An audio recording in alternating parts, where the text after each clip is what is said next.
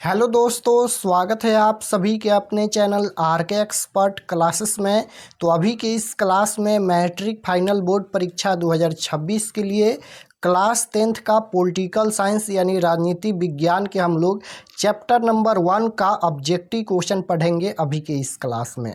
तो आप लोग इस क्लास को पूरा वॉच कीजिएगा। अभी के इस क्लास में हम लोग क्लास 10th का पॉलिटिकल साइंस यानी राजनीति विज्ञान का ये चैप्टर नंबर 1 है, जिसका नाम है लोकतंत्र में सत्ता की साझेदारी।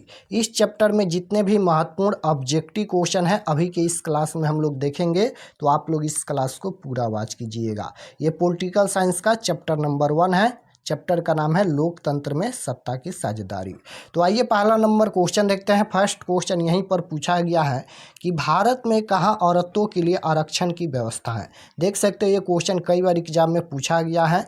भारत में कहाँ औरतों के लिए आरक्षण की व्यवस्था है। 4 ऑप्शन दिया गया है, लोकसभा में या विधानसभा में या मंत्रिमंडल में या पंचायती राज संस्थाएं में। बताना है कि भारत में कहाँ औरतों के लिए आरक्षण की व्यवस्था है। तो याद रखिएगा पंचायती राज संस्थाएं में है। ऑप्शन नंबर यहाँ पर डी बिल्कुल राइट आंसर हो जाएगा, पंचायती राज संस्थाएं में। क्वेश्चन नंबर 2 पूछा गया है यहाँ पर, भारत में सर्वोच्च न्यायालय के मुख्य न्यायाधीश की नियुक्ति कौन करता है।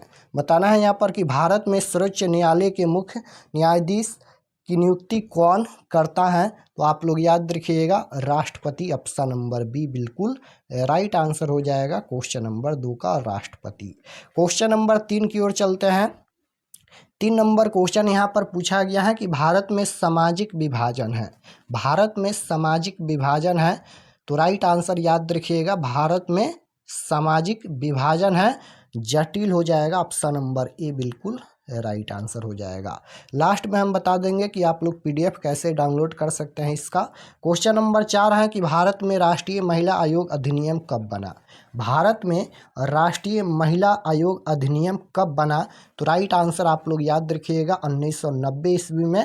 ऑप्शन नंबर डी में दिया गया है। ऑप्शन नंबर डी बिल्कुल राइट आंसर हो जाएगा। क्वेश्चन नंबर 5 है कि भारत में मतदाता होने की न्यूनतम आयु क्या है। भारत में यानी वोट देने की न्यूनतम आयु क्या होनी चाहिए। तो आप लोग जानते होंगे 18 वर्ष। ऑप्शन नंबर सी बिल्कुल राइट आंसर। क्वेश्चन नंबर 6 पूछा गया है यहाँ पर कि सांप्रदायिक राजनीति किस पर आधारित है। सांप्रदायिक राजनीति किस पर आधारित है। तो याद रखिएगा इसका राइट आंसर क्या हो जाएगा, एक धर्म के अनुयायी एक समुदाय बनाते हैं। राइट आंसर सी में दिया गया है, correct answer option number C हो जाएगा। क्वेश्चन नंबर 7 यहाँ पर पूछा गया है कि सामाजिक विभाजन का आधार नहीं है। बताना है यहाँ पर कि सामाजिक विभाजन का आधार कौन नहीं है, धर्म, भाषा या मानवता या जाति। तो राइट आंसर क्या हो जाएगा, सामाजिक विभाजन का आधार नहीं है। तो राइट आंसर हो जाएगा मानवता। ऑप्शन नंबर सी बिल्कुल राइट आंसर। क्वेश्चन नंबर 8 पूछा गया है कि सामाजिक विभाजनों को संभालने के संदर्भ में इनमें से कौन सा बयान लोकतांत्रिकी व्यवस्था पर लागू नहीं होता है। लागू नहीं होता है। तो याद रखिएगा ये हो जाएगा, लोकतंत्र में विभिन्न समुदायों के लिए शांतिपूर्ण ढंग से अपनी शिकायतें जाहिर करना संभव है। ऑप्शन नंबर बी में दिया गया है, right answer option number B हो जाएगा। क्वेश्चन नंबर 9 पूछा गया है यहाँ पर कि भारतीय संविधान के अनुच्छेद 19 में देश के सभी नागरिकों को कौन सा मूल अधिकार दिया गया है। बताना है कि भारतीय संविधान के अनुच्छेद यानी आर्टिकल 19 में देश के सभी नागरिकों को कौन सा मूल अधिकार दिया गया है। 4 ऑप्शन दिया गया है, स्वतंत्रता का अधिकार या समानता का अधिकार या संवैधानिक उपचार का अधिकार। कौन सा यहाँ पर मूल अधिकार दिया गया है अनुच्छेद 19 में। तो याद रखिएगा ये हो जाएगा समानता का अधिकार दिया गया है अनुच्छेद 19 में। ऑप्शन नंबर बी बिल्कुल राइट आंसर हो जाएगा क्वेश्चन नंबर 9 का। क्वेश्चन नंबर 10 की ओर चलते हैं। 10 नंबर क्वेश्चन यहाँ पर पूछा गया है कि सांप्रदायिक राजनीति आधारित होती है। सांप्रदायिक राजनीति आधारित होती है, किस पर आधारित होती हैं। तो याद रखिएगा धर्म पर आधारित होती हैं। Right answer option number A हो जाएगा। क्वेश्चन नंबर 11 है कि सत्ता में साझेदारी के पक्ष में सही तर्क क्या है। सत्ता में साझेदारी के पक्ष में सही तर्क क्या है। तो इसका राइट आंसर हो जाएगा विभिन्न समुदायों के बीच टकराव कम करती हैं। ऑप्शन नंबर ए बिल्कुल राइट आंसर हो जाएगा। क्वेश्चन नंबर 12 पूछा गया है, संघ सरकार का उदाहरण कौन है? संघ सरकार का उदाहरण कौन है? अमेरिका, चीन, ब्रिटेन, इनमें से कोई नहीं। देख सकते हो कई बार रिपीट हुआ है, आगे भी रिपीट हुआ है। संघ सरकार का उदाहरण इनमें कौन सा है? तो याद रखिएगा, इसका राइट आंसर हो जाएगा अमेरिका, ऑप्शन नंबर ए बिल्कुल राइट आंसर। क्वेश्चन नंबर 13 देखिए, संविधान का अनुच्छेद 15 घोषित करता है। अब यहाँ पर अनुच्छेद 15 पूछा गया है, घोषित करता है, तो राइट आंसर हो जाएगा धर्म, वंश, जाति या वंश आधारित भेदभाव का विरोध, ऑप्शन नंबर सी बिल्कुल राइट आंसर। क्वेश्चन नंबर यहाँ पर 14 देखिए, पूछा गया है कि 16वीं लोकसभा का चुनाव किस वर्ष हुआ था? 16वीं लोकसभा का चुनाव किस वर्ष हुआ? 2012, 2013, 14 या 15?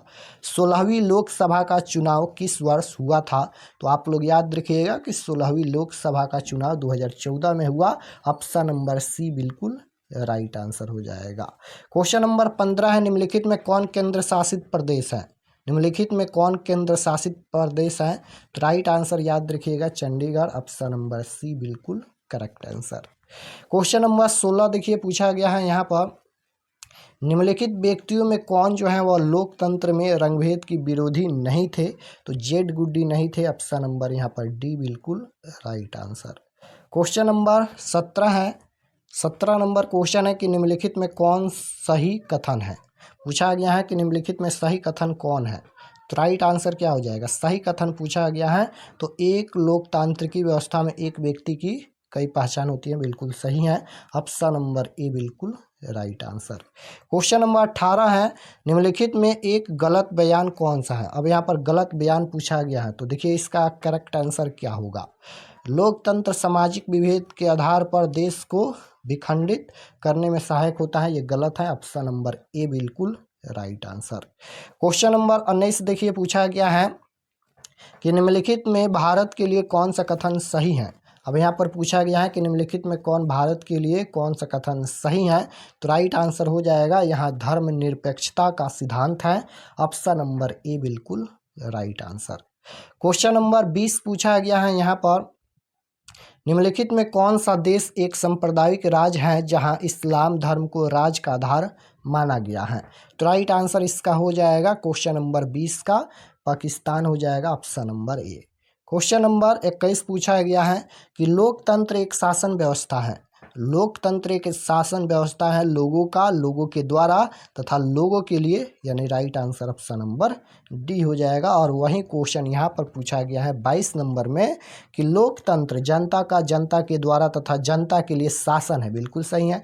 और यह किसका कथन है, ये पूछा गया है, किसका कथन है? तो याद रखिएगा अब्राहम लिंकन का कथन है, right answer option number B हो जाएगा।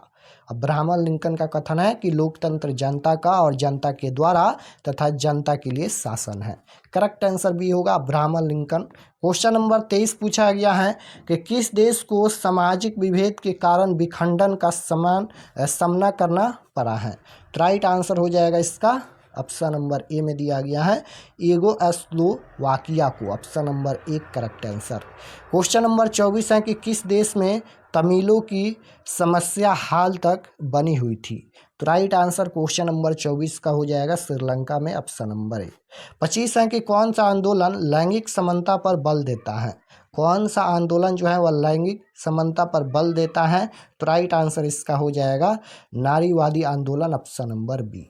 क्वेश्चन नंबर 26 है, 1931 ईस्वी में किसे सांप्रदायिकता का शिकार होना पड़ा? 1931 ईस्वी में किसे सांप्रदायिकता का शिकार होना पड़ा? तो राइट आंसर हो जाएगा इसका गणेश शंकर विद्यार्थी, ऑप्शन नंबर ए बिल्कुल राइट आंसर।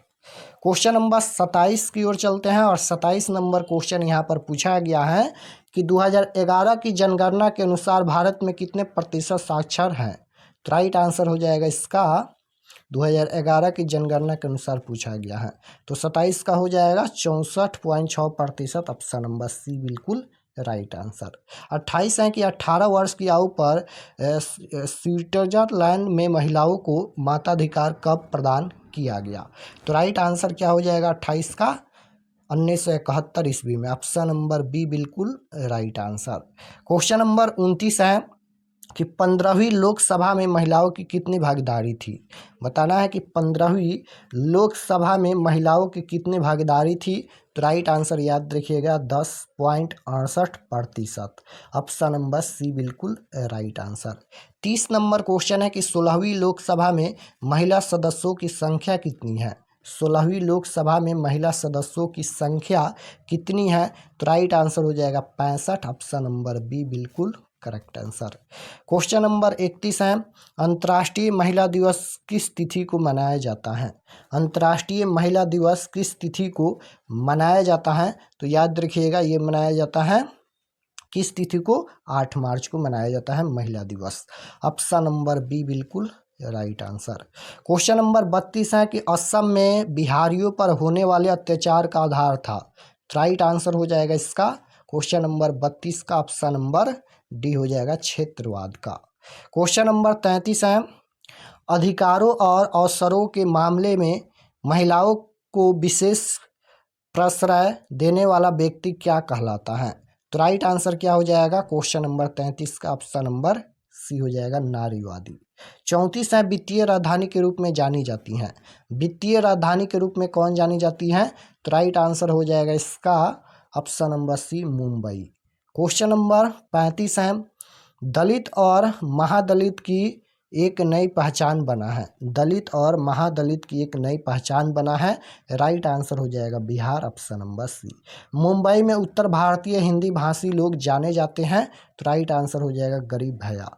क्वेश्चन नंबर यहाँ पर 37 पूछा गया है कि श्रीलंका में सत्ता में भागीदारी के संदर्भ में कौन सा कथन सही है। तो राइट आंसर हो जाएगा सरकार की नीतियों द्वारा सिंहली भाषी बहुसंख्यकों का प्रभुत्व बनाए रखने का प्रयास। Right answer option number B. Question number 38 है, बांग्लादेश का उदय कब हुआ। बताना है कि बांग्लादेश का उदय कब हुआ। बांग्लादेश का उदय कब हुआ। 2020 2021 में भी पूछा गया क्वेश्चन है।